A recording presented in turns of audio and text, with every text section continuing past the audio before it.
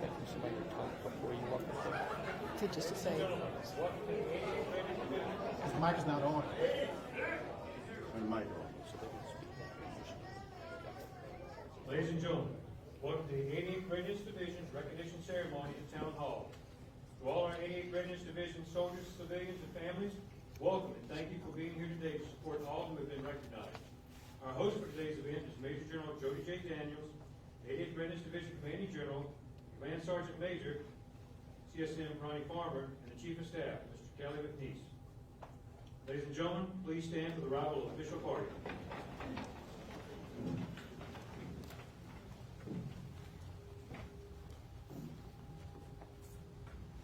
Good afternoon. That was very loud. Please take your seats.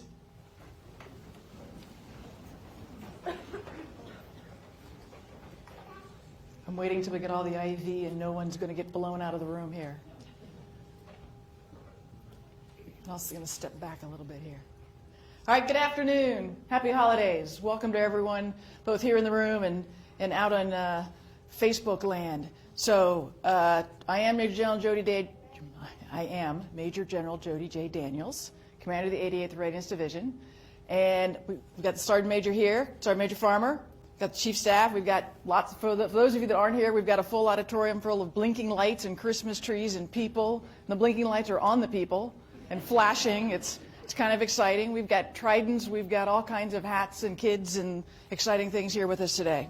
So real quickly, I'm going to go through sort of a follow-up on transformation and where we're headed on that front, as well as a little bit on expectations of me for the next year and expectations coming out of U.S. Army Reserve Command. And then I'm going to give a couple of some changes that have happened over recent months. And then finally, one policy change. And I know this is really of not interest to those of you that are under 10, so I apologize for the spouses that are here. So apologize for that. But this is going out to a lot of folks across the 19-state region that we have here for the 88th. So real quick, mission statement. So for those of you who have not heard, the 4 readiness divisions have come together and come up with a singular mission statement for all 4 of us. And it reads, the Readiness Division integrates capabilities with reserve commands to provide geographic programs and services that enhance individual and unit readiness, mobilization, and deployment of Army Reserve forces.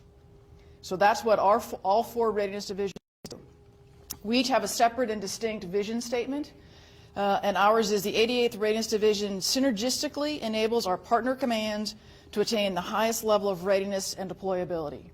So we are going after how do we help all of those that are spread across our region achieve their maximal amount of readiness, whether it's personnel, whether or not it's equipment, whether or not it's facilities, whether or not it has to do with training and training support. That's what this division is all about. We help enable the others while also supporting units that we have as subordinates to us under the Mission Support Command Group.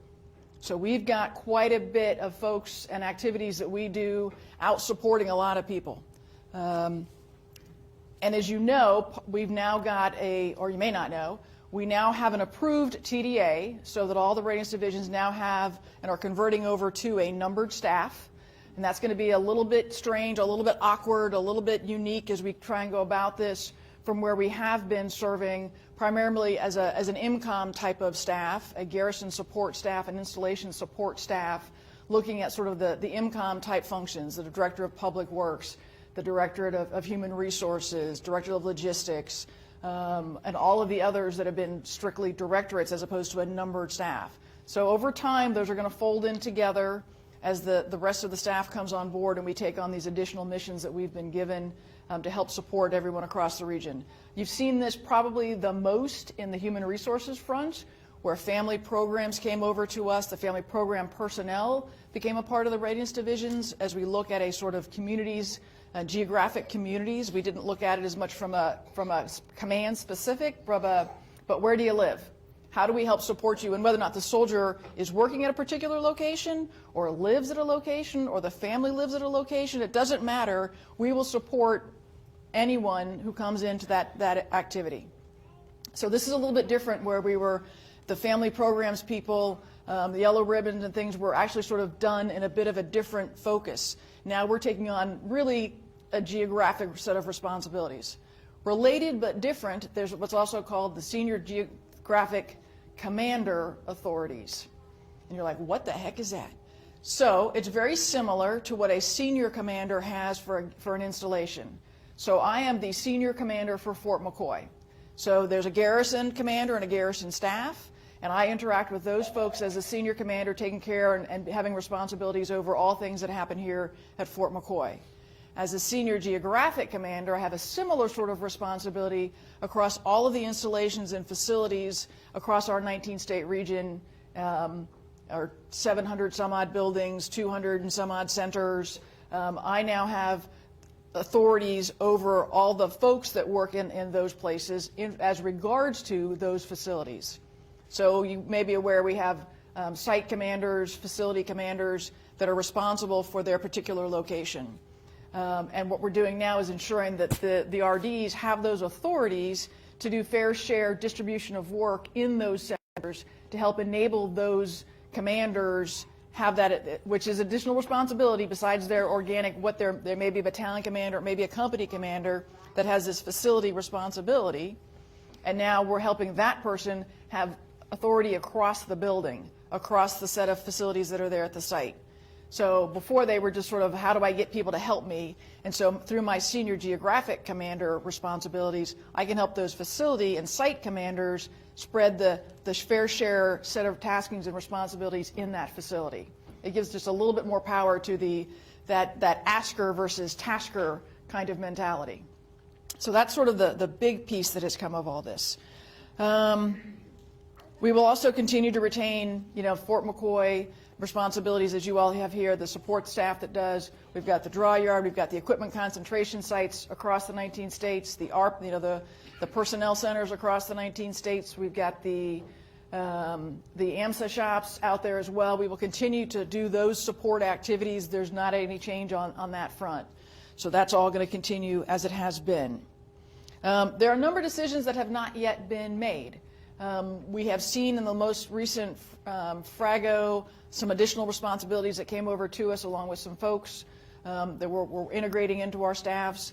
But now there's also some decisions as to whether or not chaplain detachments will become regionally mission command, so whether or not they come over to the MCSG, the Mission Command Support Group. So we would end up by getting, I want to say, in the neighborhood of 8. Depending on which RD you end up in, you'll get more or fewer of those. So we'll see how that decision has gone to the Deputy Commanding General down at U.S. Army Reserve Command, and it has not yet gone to the commander. So we're waiting on that decision to happen. Related to that is also realignment of civil military project officers. Those are currently residing in a different command, and there have been a number of briefings and courses of action. They may realign over to us as well. That still has to be decided. What are we going to do with the readiness teams? There's different philosophies, beliefs, how those should be employed, how do we get maximal use out of them. That has yet to be determined. We've got a couple of different analyses taking place looking at how do we get best effect of that set of personnel. So the chiefs of staff across the 4 RDs are taking on that along with a number of other projects to look at how would we optimize their value. We're also looking at the structure of what we currently call DPW, which may or may not go under what's called an installation support activity model, where the Directorate of Emergency Services is a part of that, along with the Installation Management Office. And in one RD, they've got an additional logistics piece in there. So do we go with that ISA sort of model, or do we go with a G9 model? So for those of you who are tracking the office of the ACSIM, up at Department of the Army has changed and is now a G9. So the Department of the Army now has a G9. So is that the model that we should go to as well? That's still open for discussion, hasn't been decided yet.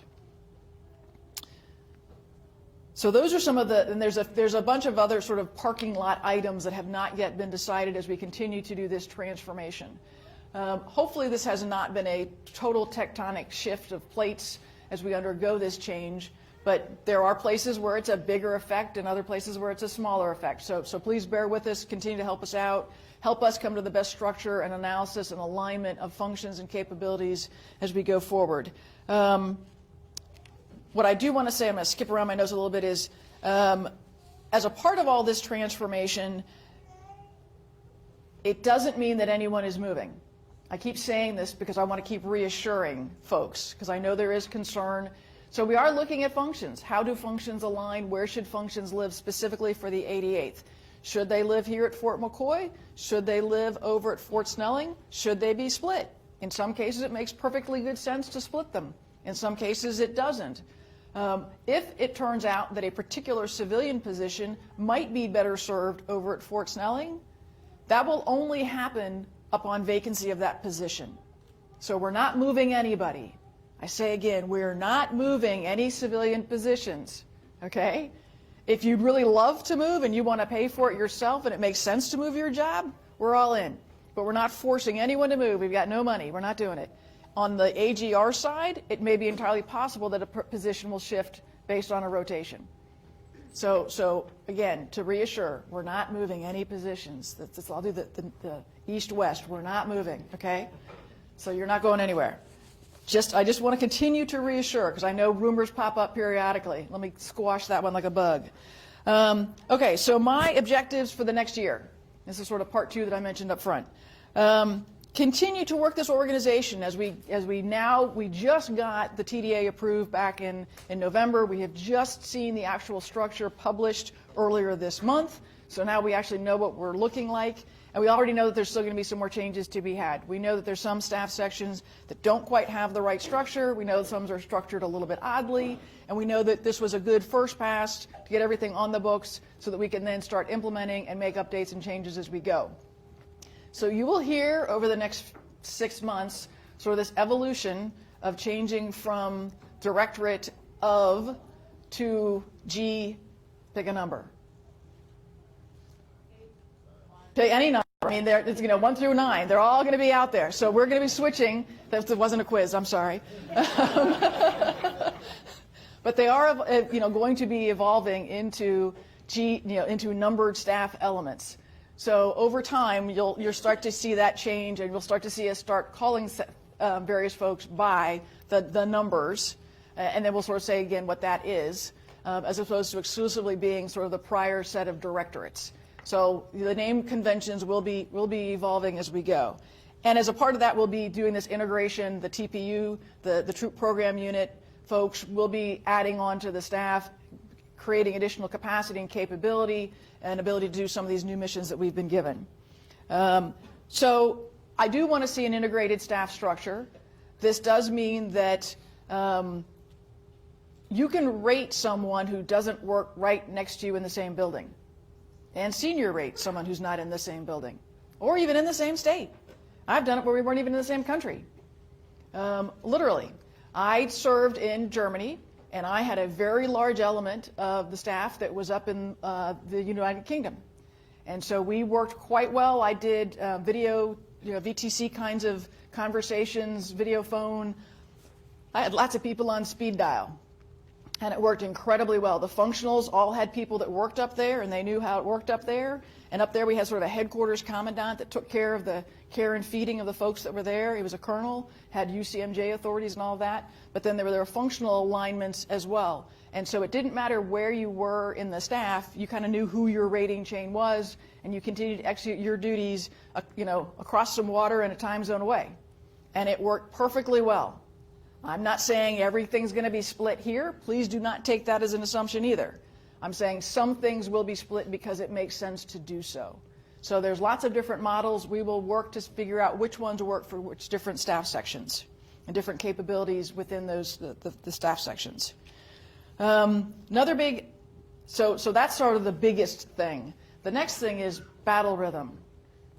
We're kind of moving to a different drummer, different beat every week, every day, every month.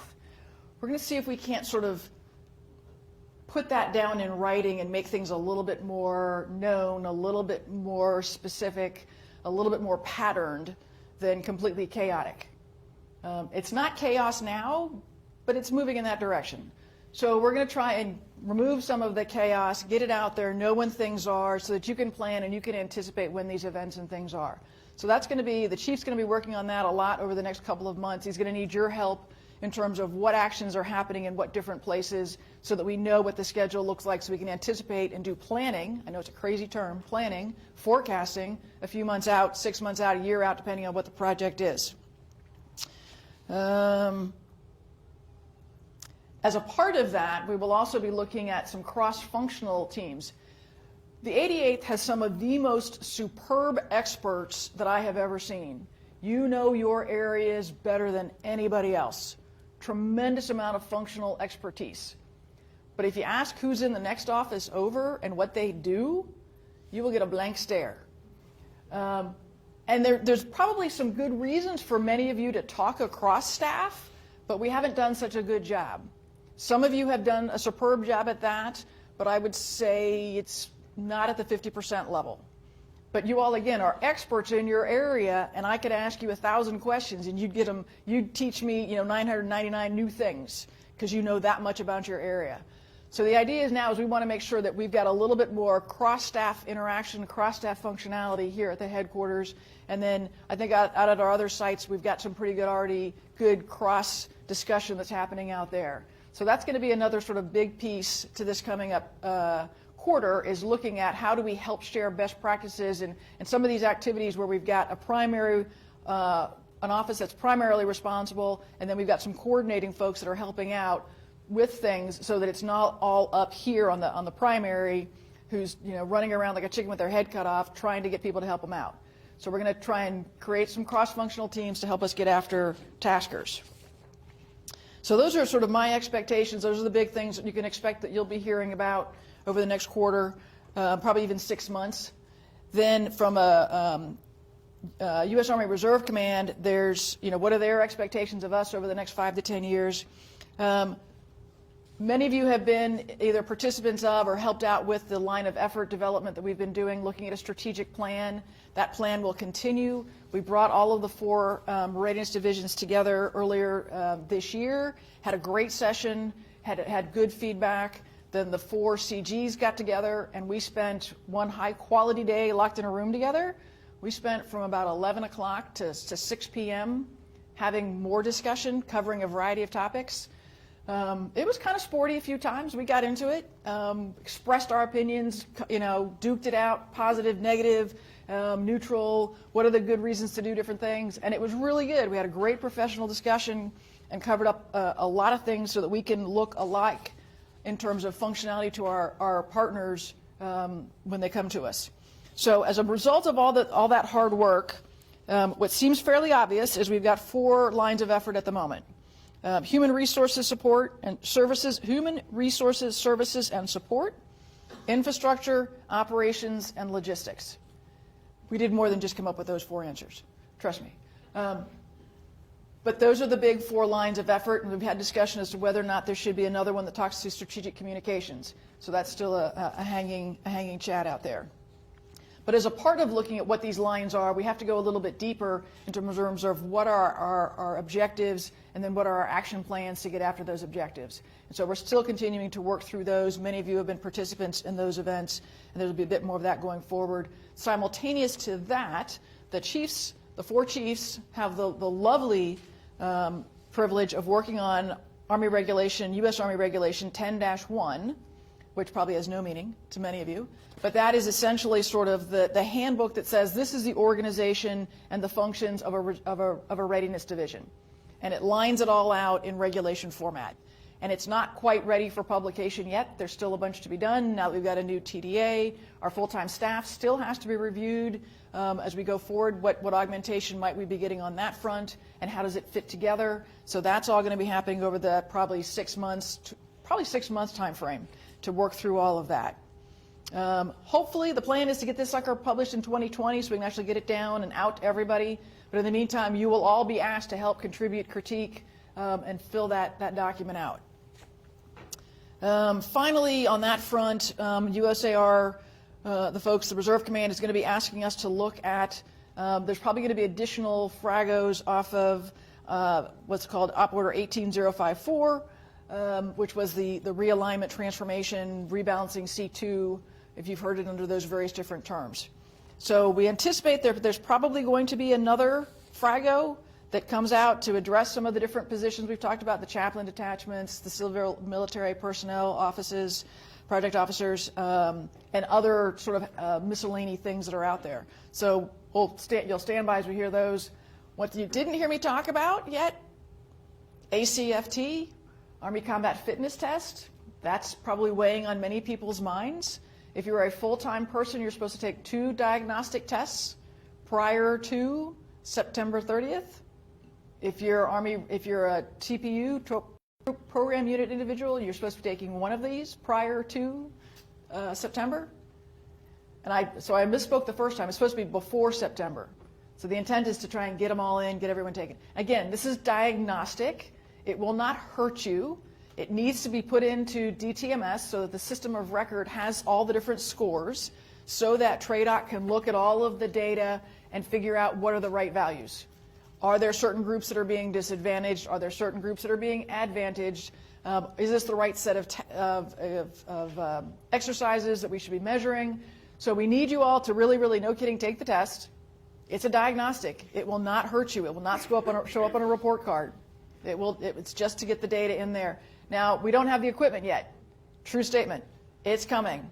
The 81st Readiness Division down in the southeast, they will get the equipment first starting in January. It'll go across their different set of states. Then I believe it goes to the southwest and then up to the northeast. I know I do this backwards for you all, but it works for me. And then over to the northwest. So if I were to do it for you all, it'd be this way, this way, this way, this way. There we go. So we're getting it across the United States. It's with active and reserve are being fielded at the same time. There's a whole lot. I think we've got a couple thousand lanes worth of equipment going out across our 19-state region. So Sergeant Major Hendricks, please leave him alone. He's going to lose his mind come April when he's out working, making sure that all these sets get delivered everywhere. And the DOL folks are also going to be losing their minds helping him, along with the DPW facility coordinator folks. They're all going to be losing their minds, making sure that everything gets delivered, gets set up, gets to all the right places, is inventoried, and is where it needs to be. Keep in mind that a lane runs in the neighborhood of 720, 750 pounds, and we're delivering over 2,000 of them, like 2,400 plus or minus 30 across our region. That's a lot of weight going out there, so it's going to be a little busy at a couple of different places. So we will learn from the 81st as they get to experience this first. But that's going to be a big event coming up in this quarter as well. I don't expect that most people will be impacted, except for the fact that you can then use the equipment once it shows up. That'll be the impact to you. A couple of quick things. You've probably heard me say this before, and I'm going to say it again. All 4 readiness divisions are looking to, at least at the commanding general and the command sergeant major level, along with the chiefs, the first question that I will ask you is, what did your counterparts say at the other RDs? What is their process? What is their procedure? Are they in violent agreement? Because what we're doing is we're getting everybody as close to practice together as possible so that when someone comes in with a task or with a request, with a something they need handled, it looks the same to them no matter where they walk into. And then the product they receive at the outcome is the same, and the amount of time spent in that black box is about the same as well. If it takes us 2 days and it takes somebody else 3 weeks, there should be a question. Why does it? How are we so darn efficient? What can the other folks do to improve their process, and vice versa? So, but at the same time, looking to see how we can synergistically support each other also makes it great when we go back up to the Army Reserve headquarters and say, here's what we all agree should be the answer. And then we'll go out and we'll talk to the functional commands and get their feedback. Are we causing an unintended consequence of something that we're doing, or is everybody happy with the change that we've made and how we intend to operate? So this way, we're all in sync, and it works out well. There's goodness in lots of numbers coming together to go after the same target. So I will frequently ask, what do the other RDs have to say? What's your counterpart have to say? So please collaborate with those folks, get their input and feedback as well as your own opinion, your own belief. They may have something worse, they may have something better, they may have something just kind of interesting and different. And again, this is to ensure that consistency. So I've already covered nobody's moving. I've covered the TDA. And one final topic. There is a new ADOS policy. So for those of you who are MilTech personnel, who are Department of the Army civilian personnel. And even if you're a TPU person and you want to go and do an ADOS tour, there's a new policy out there. You should be aware of what is in it and how it reads. So in particular, for those individuals who are MILTECs or DACs, the first general officer in each chain of command, the losing and the gaining, has to agree to this tour of duty. If they don't, then it gets adjudicated higher. The reason behind this is manifold, so just to think we're not picking just on MILTECs. If a person happens to be a commander or a command sergeant major or a first sergeant and thinks they want to go on an ADOS tour, that's called abandoning your job, abandoning your mission, abandoning your command. That's easy. That's an easy eval. You can go do the tour, but you're abandoning your command. So there's some additional things in that policy that people should be aware of, that this is to sort of make sure that we're doing the right thing, that we're not having fratricide amongst different units, that we've got the right folks there, and we're doing things as we should be. Maximizing the dollars, maximizing the talent growth, maximizing as much as we can in terms of readiness. So just be aware that policy's out there. If you haven't had a chance to read it, I know that we can get our hands on it and get out to anyone who'd like to see it. So a lot happening, a lot taking place. Hopefully, again, it's not hugely changing all of everyone's lives, but there is a bunch going on. I have one question that I'll answer, and then I'll open it up for others. The question that I did receive came in was, would like to know if there are any future conversions from MILTEC to DAC. And the answer is no. That's the short version. Not at this time. In the 2017 NDA, there was an authorization for a certain percentage to be converted. That happened, and some number of positions were converted. But there is, at this moment in time, there isn't the appetite to convert any others. That doesn't mean there won't be any in the future, but at the moment, there are no additional plans to make any conversions to that. So real quick, I'll see if there's any questions. I know if people in the outstations won't be able to hear the question, so I'll repeat it if there happens to be one here, something that you all would like me to address. And if you're up in the back, I can't possibly see you because it's dark. So you have to sort of wave one of your Christmas lights. No questions? Nothing weighing on anyone's mind? At least not that you're willing to admit to publicly? All right, so come talk to us afterwards if you need to. So we're going to move on to the next phase here, but before so, I just want to say thanks for all that you do and have done over this past year. This is for myself and the Command Sergeant Major as well. We'll have a video out that you all can see here probably in the next week or so. Thanks to the families, your friends that are helping you, your employers, if you're TPU type, that are helping you do what you do and come here and serve. Please remember your families over the holidays. I mean, I know that sounds obvious, but it isn't always. And those that may not have someone out there to help and support them, please ask them. Please invite them into your heart. You don't have to invite them into your home. That's your call. But please think about them and see if you can help them out in some way. Just reaching out to them frequently is enough. Just saying, hey, hello, how are you doing? Just checking in on you. How are things going? And in particular, think of those who are over in harm's way. Remember that they are not here, but they are what keeps, freedom free. It does come with a price, and please don't forget those folks who are out in harm's way. So, but I do hope you have a safe, and happy holidays. Thank you.